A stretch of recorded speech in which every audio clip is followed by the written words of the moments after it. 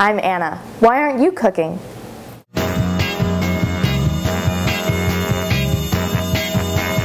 Apple peaches, pumpkin pie. Who not ready? Holler, ready or not, here I come. Gee, that used to be such fun.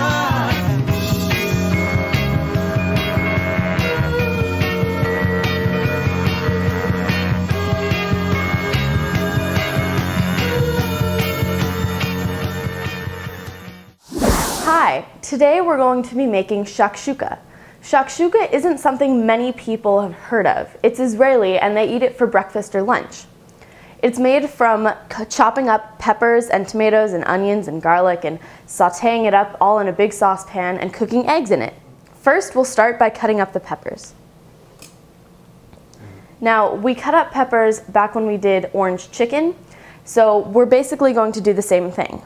First, you cut at the bottom almost to the top. So it's not quite in two halves. And you break it apart, and that way you get one half with all the seeds in it and one half that's pretty much seeded for you. And the half with the seeds, you take your fingers and you just pull it out and throw it away. Then you rip out the veins, or you can cut them out. Then we're going to take each of these halves and cut them once more. So now you have quarters. We're going to cut the quarters in half again to make eighths. Then we're going to line them up and cut about 2 times to make pieces about this big. And for this recipe, it doesn't really matter what peppers you use, just use the ones that look best. At my market when I went, they had all different colors, and the ones that looked best were the green, the red, and the orange. And we're just going to do the same thing on every single pepper. And on this pepper, you can see that the seeds are still attached to the vein in here, and that's going to be harder for me to rip out. So I'm going to take my knife, and I'm going to just cut right along the vein, and just cut it out. And if you get a couple seeds in with the peppers, it's really not a big deal at all. And lastly, with my orange pepper.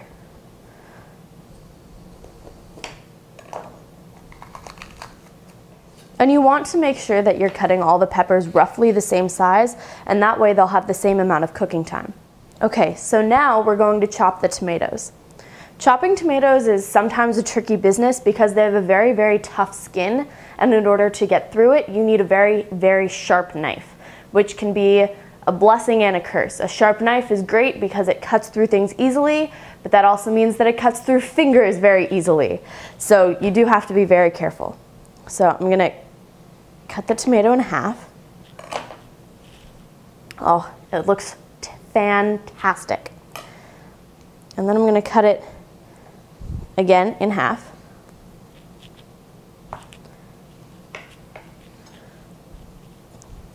And once again in half. And then I'm going to cut it in half. So eventually I will have 1/16. And I'm going to put them into a strainer over a bowl so that any of the juices can run out, because tomatoes are very juicy and you don't want that when it comes to cooking the tomatoes in the saucepan. And if your knife isn't very sharp and can't cut through tomato skin very easily, it's often easier to start with the open cut side of the tomato and not the skin side. And if you really don't like the seeds, you can always just pull them out and throw them away.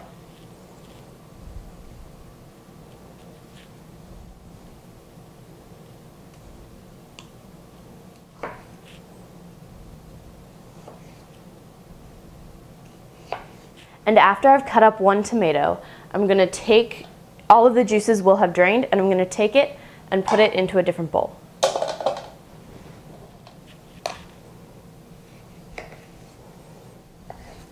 And if you have any of the green piece of the stem, you do want to cut that off because it's not very delicious. Now, when you are cutting up tomatoes, your hands are going to get really, really messy.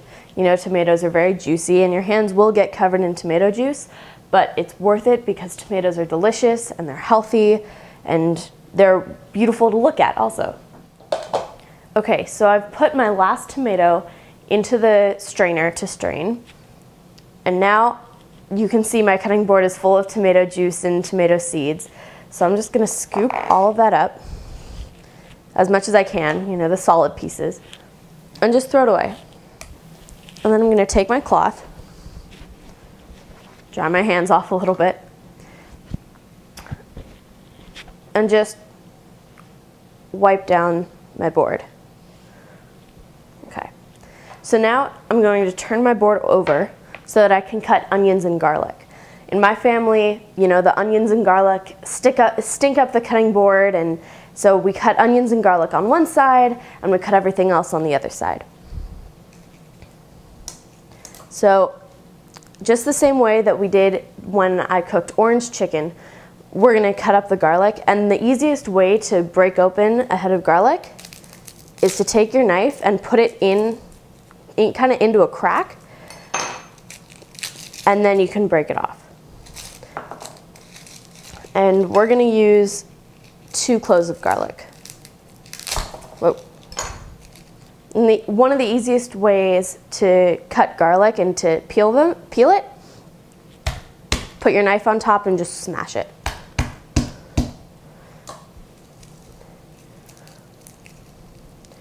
Another really great way to peel garlic easily is to boil it for a couple minutes, but that changes the flavor of the garlic a little bit, makes it a little more mild. So I don't want to do that for this recipe. And of course, when cutting onions and garlic, your hands are going to touch it and they're going to get all stinky. And a very, very easy way to get rid of that smell is to just wash your hands with a little bit of lemon juice, and it goes away very easily and very fast. And then I'm just going to mince the garlic. Cut it up very small.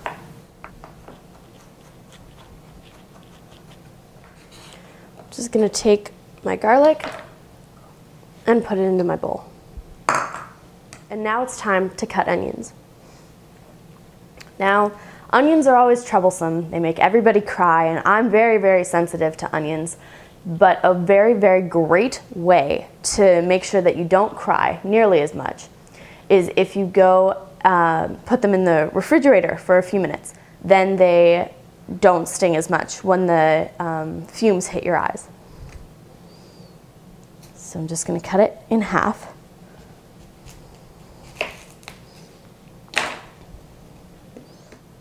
Take a knife and I'm going to cut down the middle, and I'm going to cut off the edges.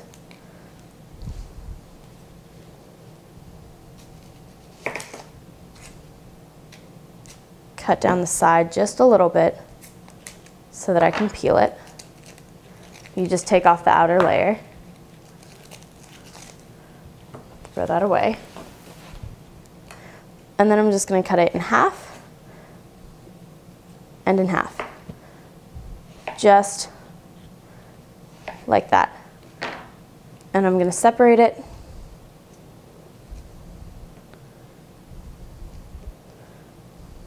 And another bonus to cutting onions with a very sharp knife is that when you destroy and damage fewer of the cells of the onion, then less of the gas that makes you cry is exposed. So the fewer of the cells that you damage, the less you're going to cry. And I am going to throw out the very middle pieces. They're the smallest, they're the newest, they have the strongest flavor, and I don't want that in my shakshuka. Right? And we're done cutting up the onion, and it's time to move over to the stove. So the next step in making shakshuka is cooking everything. So first you turn on your pan, and I have this kind of a saucepan. It has a definite edge, but it's shallow and it's very, very wide. And I'm going to turn it on to about medium high, and I'm going to pour in some olive oil.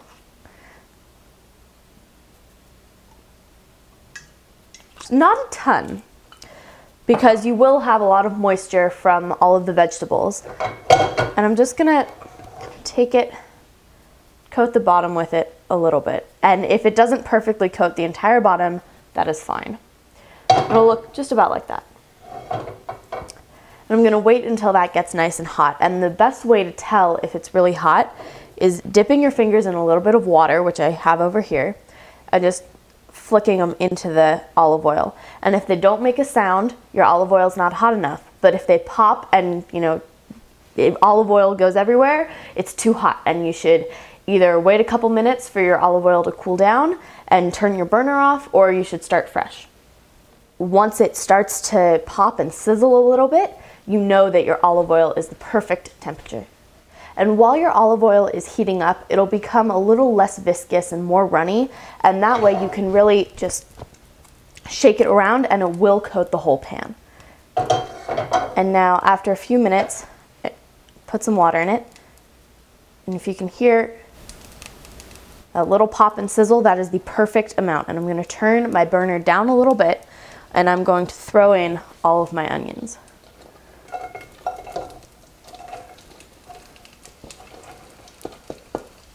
And grab a spatula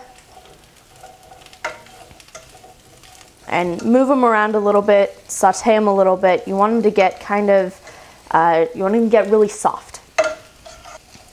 And if they're starting to get brown, you know your pan is too hot and you should turn that down. And you should have a lid for your big pan. I have one here, and it covers nice and tight, and you can see all the steam clouding up, and that's always a good sign. It means you have a very nice fitting lid. Now, after your onions have been cooking for a little bit, they'll start to turn a little bit translucent. So you can see there, especially with this one, you can see the black of the pan through the onion a little bit, and that's exactly what you want. And that is your sign to add in your garlic. And you don't want to add it straight to the bottom of the pan, because then it has a higher chance of burning. And burnt garlic, you know, after that happens, you really have to start over. There's no saving it.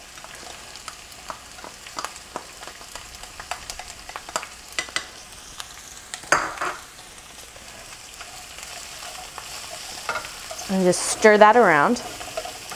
You can adjust your heat as you go. If it's sizzling a little too much, turn it down.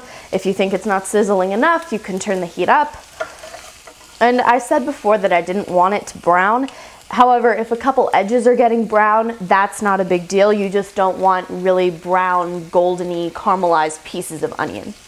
And if that starts to happen, you can always add a little bit more olive oil, and that'll keep that from happening.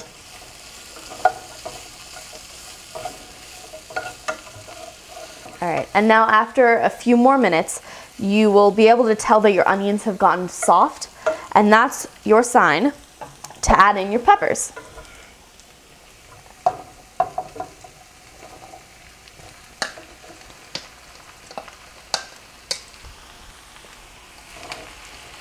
And at this point, your pan will be very full, and it might be hard to use a spatula, and that is when you bring out your tongs. And you kind of just turn things. If you are working with a Teflon pan like I am, you have to be very careful not to scratch the bottom of the pan with the tongs, and because that will just really ruin your pan and it won't be non-stick anymore. And once you put the peppers in, burning your garlic is really not as big of a deal, and you don't have to worry about it so much, because all of the moisture and all of the water that's held in the peppers will come out of the peppers and be in the bottom of the pan, and that will keep the garlic from overcooking or burning. And at this point, I'm going to add a little bit of salt.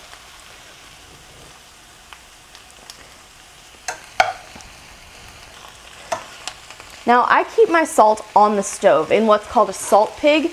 It looks just like this. It comes in about 1 million different colors. And you just keep your salt in it, and it's made out of ceramic, which will wick away any moisture that's in the air or in the salt itself, and it'll keep the salt from clumping. And I'll just keep tossing my vegetables around so that they all cook evenly. And I cook my vegetables in a certain order, and that's because of how long they take to cook. So I cook my onions first, put them in the pan first because they take the longest to cook. And then my peppers, and then my tomatoes, because tomatoes really don't take any time at all to cook, and so therefore they should go in the pan last. Now I'm going to put the lid on, and I'm just going to wait for those to cook and really soften up for a little bit. This looks so good because you have all of the different colors in there, all the different colored peppers and the onions. It looks like a fiesta. And now sometimes the easiest way to see how much longer you need to cook your peppers or your onions is to taste one. So I'm just going to grab one.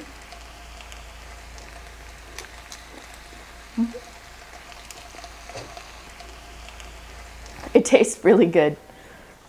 It's always amazing to me how much the color changes in just a little bit of time in the pan. Already the green, which was kind of dull and dark before, is so green. I mean, just look at that. And the red is a little bit more orange, and the orange is a little bit more yellow.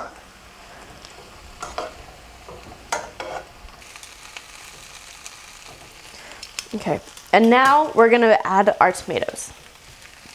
And the tomatoes will make a really, really big sizzling noise because all of their water is gonna be hitting the hot pan and evaporating very, very quickly.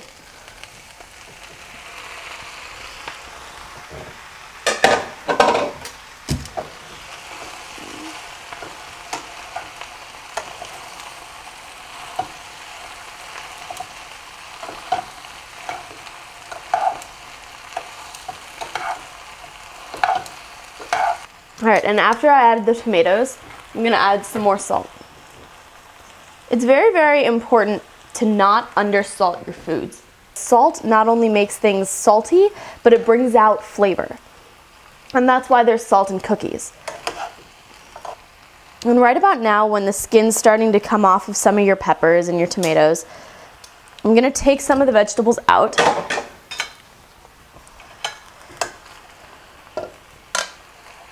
And then you're gonna cook your eggs pretty soon. Okay, so I took out about half of my vegetables. I'm gonna make little kind of holes in the bottom of the pan. I'm gonna crack my egg into it. So I'm gonna make one right here. I'm just gonna crack that in.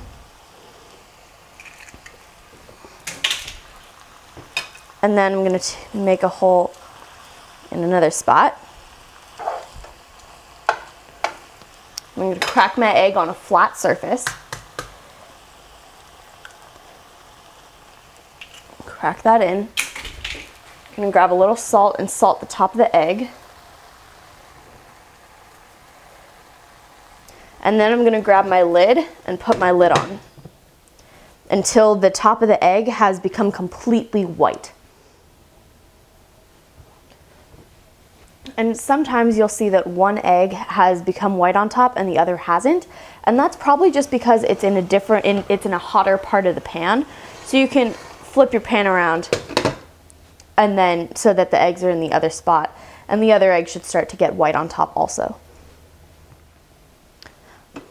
Okay, and both eggs are completely white on top. You can see the yolk a little bit showing through. So I'm gonna turn off my burner.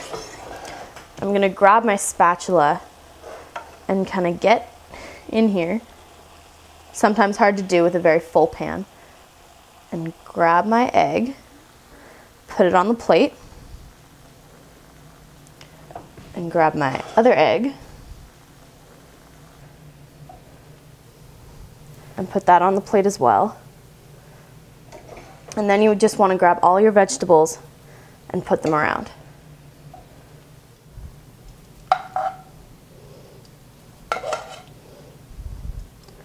And there you have it, Israeli shakshuka. I like to serve it with bread, different kinds such as challah or even a popover. It's really good with toast also.